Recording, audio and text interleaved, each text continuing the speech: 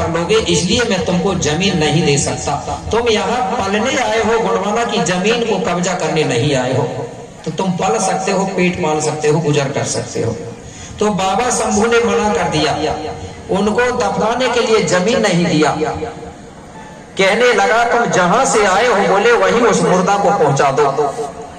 विदेशी लोग हाथ जोड़ने लगे, बोले महाराज अगर उस मुर्दा को हम जहां से आए हो वहां पहुंचाएंगे तो ले जाते तक वो मुर्दा खराब हो जाएगा।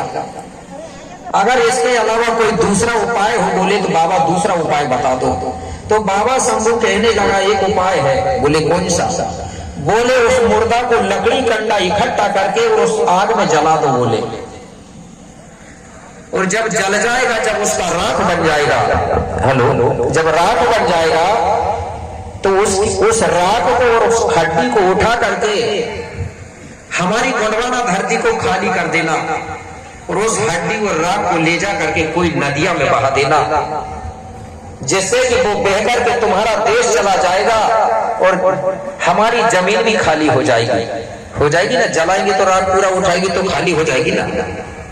तो बोले एक उपाय है जिससे कि तुम्हारा काम भी बन जाए और हमारी जमीन कब्जा भी ना हो पाए। तो विदेशी लोग कहने लगे ठीक है महाराज। तो उन विदेशियों ने क्या किया, लकड़ी कंडा इकट्ठा किया और उस मुर्दा को उसमें रख करके आग लगा दिया। मुर्दा जब जल गया, राख बन गया, तो फिर उस राख को उठाया और हड्डी को भी उठाया और नदी में बहा के आ गया। इसके बाद जाकर के बाबा शंभू को बताए, बोले महाराज तुमने जो काम किया कहा था वो हमने कर दिए। बाबा शंभू कहने लगा जिस जगह पर उस मुर्दा को जलाया था बोले उस मुर्दा को जलाने से हमारी धरती अशुद्ध हो गई है, बोले उसको शुद्ध भी करना है तुमको। तो बोले महाराज कैसे शुद्ध करेंगे? बोले जिस जगह पे मुर्दा को जलाया था उस जगह पे थोड़ा सा नमक डाल देना, थोड़ा सा अनाज डाल देना। तो वहां पर विदेशियों ने नमक डाला और अनाज डाला, धान है जो भी होता उसको डाल दिया। उसके बाद बोले गाय को ले जाना, तो गाय उस नमक को खाएगी, उस अनाज को खाएगी, तो उसकी जीभ जमीन पर लगेगी, तो जीभ की जमीन पे जीभ लगने से हमारी धरती शुद्ध हो जाएगी गाय की जीभ से। ऐसा करके उनको उपाय बताया। तो उन लोगों ने ये भी किया, नमक डाला। अनाज डालते हैं कि नहीं डालते? डालते हैं, देखे वहां नमक डालते अनाज और गाय ले जाके उसको अनाज और नमक को खिलाते हैं। तो विदेशियों ने ये सब किया और विदेशियों को गुस्सा आ गई, दिमाग खराब हो गया। बोले यहाँ का राजा ने बोले हमको थोड़ी सी जमीन नहीं दिया, बोले ये मांगने से नहीं देगा, इसलिए बोले यहाँ की धरती, यहाँ का राज छीनने के लिए हमको युद्ध करना पड़ेगा। मेरे भाई उन विदेशियों ने क्या किया, कुछ दिनों के बाद में बाबा शंभू से झगड़ा कर लिया। बहुत दिनों तक ये लड़ाई चली, लेकिन यहाँ के जो गोंडवाना के लोग हैं वो ताकतवर थे, शक्तिशाली थे, योद्धा थे। युद्ध भूमि में बाबा शंभू यहाँ गोंडियन समाज हारी नहीं बल्कि विदेशियों को मार मार के भगा दिया। भाग गए सवार लोग। भागने के बाद विदेशियों ने एक मीटिंग किया। बोले जो बाबा शंभू और जो गोंडवाना के गोंडियन लोग हैं बोले वो युद्ध में कभी हार नहीं सकते। यहाँ के लोग बोले ताकतवर शक्तिशाली है, ताकतवर शक्तिशाली हैं बोले, लेकिन फिर भी ये लोग बोले भोले भाले हैं। और आज भी ये बात सही है ना? गोंडवाना के जो लोग हैं, आप लोग ताकतवर हो, शक्तिशाली हो, अगर कोई सामने से लड़ाई करेगा झगड़ा ना तो तुमसे कोई जीत नहीं पाएगा, इतने ताकतवर हो आप, लेकिन भोले भाले हो। आज भी देखा हूं मैंने, कोई कितना ही परेशान करता रहे, 5 साल तक कोई कितना ही परेशान करे, अगर वो एक दिन आके तुम्हारे पैर पड़ लेगा ना तुम 5 साल की गलती माफी कर दोगे। इतनी भोली समाज है कि नहीं है? समझ गए कि नहीं मेरी बात?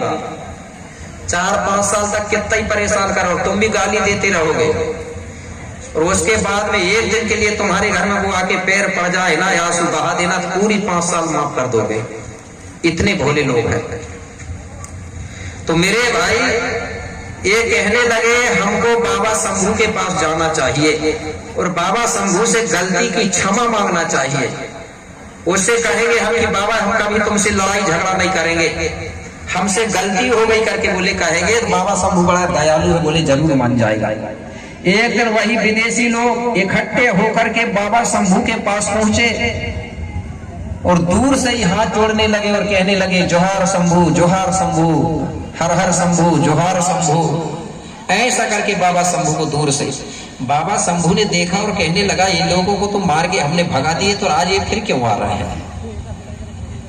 अब जो दूर से ही हाथ जोड़ने लगे तो बाबा शंभू ने कुछ नहीं किया। जैसे ये किनारे में पहुंचे तो कहने लगे, बाबा हमसे गलती हो गई थी, बोले जो कि हमने आपसे बहुत लड़ाई झगड़ा किया, हम आज आपके पास आए हैं, हमने जो भी आपसे गलती किया है उस गलती को बाबा माफ कर दो।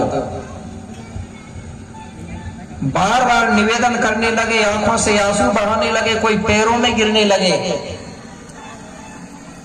कई प्रकार से बाबा शंभू को मना रहे हैं और कह रहे हैं बाबा शंभू से, क्या बोले, बाबा हमारी विनती सुन लो, हमारी पुकार सुन लो, हम तो विदेशी हैं, हम तो झोली और डंडा लेके आए थे। क्या लेके आए थे?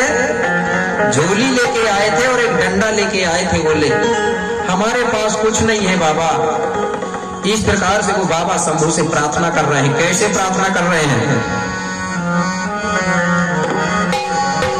वो कहने लगे, सुन लियो मोरी पुकार, सुन लियो मोरी पुकार, पुकार डमरू